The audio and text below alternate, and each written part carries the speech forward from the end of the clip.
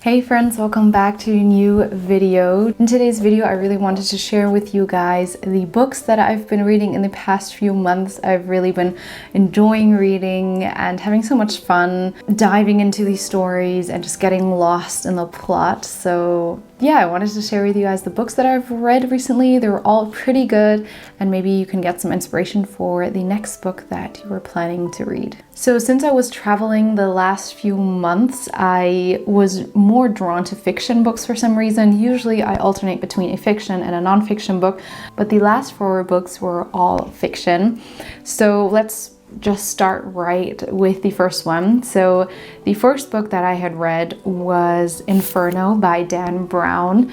Now this kind of has a backstory. So when I started this book, we had just moved to Florence for a few months. And right when we arrived, I think even at the airport, I started reading Inferno. And it was because the story is actually set in Florence. So for those of you that don't know, the author Dan Brown, he is famous for his thrillers and also famous for the fact that he does a lot of extensive research for his books and incorporates a lot of history and information on various topics.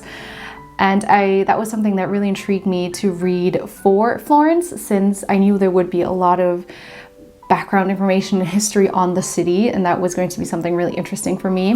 The book Inferno is part of the Robert Langdon series of Dan Brown.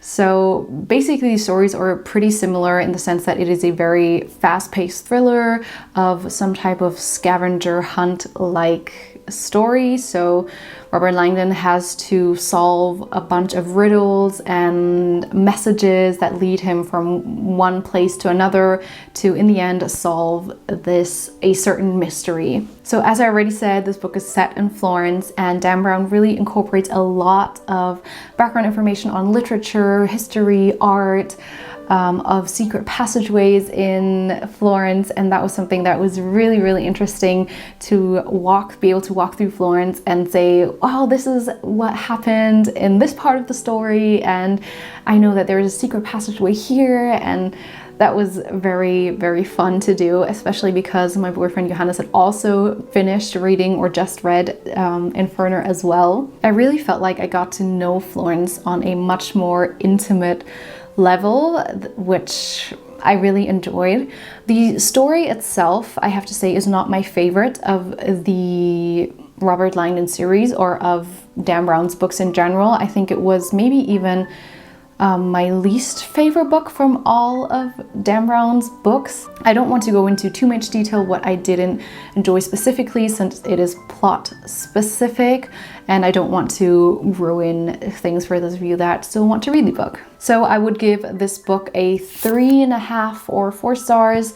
Especially if you live in Florence or are planning to go to visit Florence, I highly recommend reading this book. It makes everything, you see everything from a different light, which is a lot of fun. I'd be curious to know if you guys have ever read any books from Dan Brown or the Robert Langdon series. What is your favorite? I'd love it if we could kind of exchange ideas and discuss in the comments down below. The next book I read was a much shorter one, which I kind of needed after the thicker Dan Brown book, and that was the book Death of a Salesman by Arthur Miller. Now this book I know is a classic, and a lot of schools also have it on their mandatory reading list. This book also won the Pulitzer Prize, and this book is a drama, so that means that there's also a play of this book, and that has also won the Tony Award. So this book too was one that my brother had to read in school many years ago, and I had found it lying around amongst his older school things, and I thought the plot sounded really interesting, so I held onto it and decided to give it a read. To be honest, I was pretty nervous to read a drama, since I don't think I've ever read one out of my own free will, so outside of school. So I was nervous that it was going to be boring because of that, or difficult to read, but it was actually very entertaining and very easy to read. Basically, the story is about a father who used to be a salesman, but now has become older in age and is cast aside, forced to retire, and he's not dealing with that very well, and instead he's kind of pouring all his energy into his kids and having very harsh and unrealistic expectations for his kids, which does not end up very nicely. This story is definitely a very tragic story, and I found it to be very sad and moving at certain points. To me, this book was a criticism of capitalism and the American dream, that just because you work really hard for something or at something doesn't mean that you will get the happiness or the glory that you are promised. It criticizes companies that they disregard the hard work of employees, and when they're older, they are just replaced, or that employees generally are seen as very interchangeable to companies. The story to me also criticizes the fact that a lot of the time society values esteem and prestige and the image of oneself so much higher than, for example, values like compassion or virtue. It also talks a little bit about parent-child relationships, how having very specific and unrealistic expectations and pressure that you put on a child can really damage that relationship. And I think this book is so well received because everyone has something to which they can relate to in this book, which they can identify with in a very sad way. But also this book really got me thinking about what are my values, why has this impacted me in such a way, how do I see the world, what is important to me. And I really like it when books kind of get me thinking, especially thinking outside of my usual thinking patterns. This book, as I said, is really short, so it's a very, very quick read. You can read this in 2-3 days and it's very easy to read, so don't be scared off by the fact that this is a drama. And I give it a 4 stars out of 5, which is pretty high. Nextly, I read the book Veronika Decides to Die by Paolo Coelho. This is the second book I've read by Paolo Coelho, the first one being The Alchemist, which is one of my favorite books.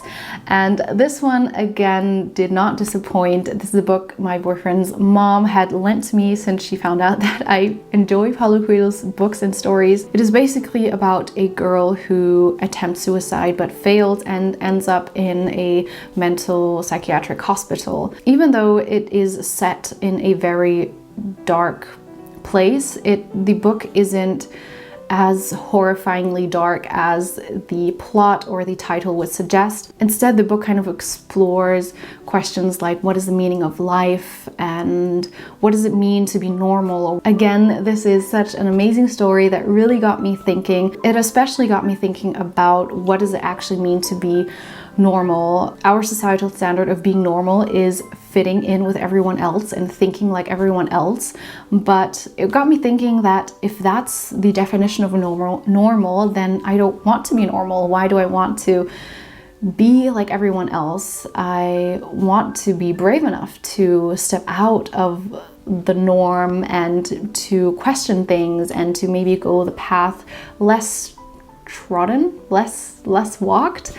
And it is a deep belief of mine that I have that all the great inventors and artists, they were all people that were not normal or seen as crazy by the society.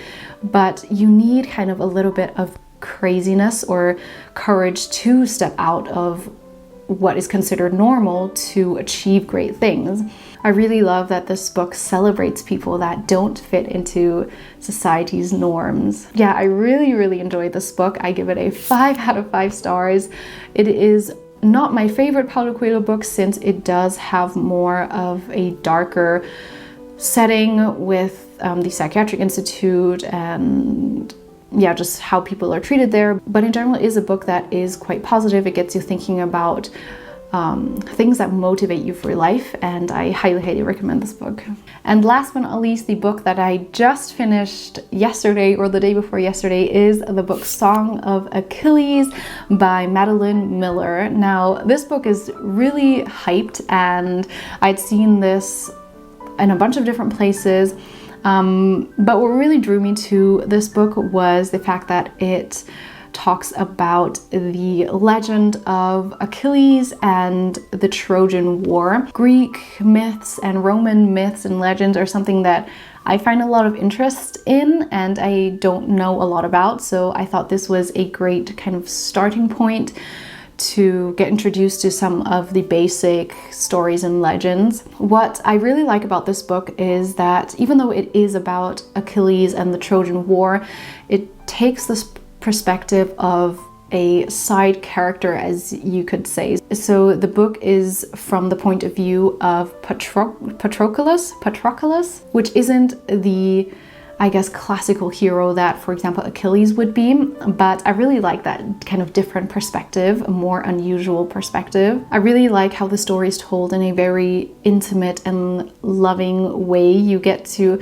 not only know about the myth of the Trojan War and Achilles, but you feel like you are there with them and you get to know their thoughts and their feelings, and as I said, in a very intimate way that I really enjoyed. What I also like is that the author, Madeline Miller, has a master's degree in ancient Greek and Latin, which makes her kind of like an expert on this topic.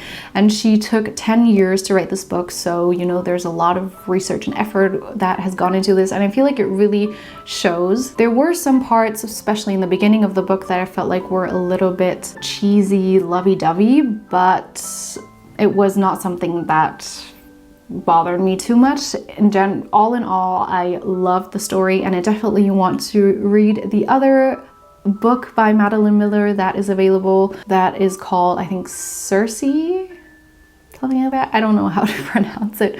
But yeah, I love her writing style and how she makes these Greek myths and stories come alive. So I gave this book a 4.5, maybe even 5 stars.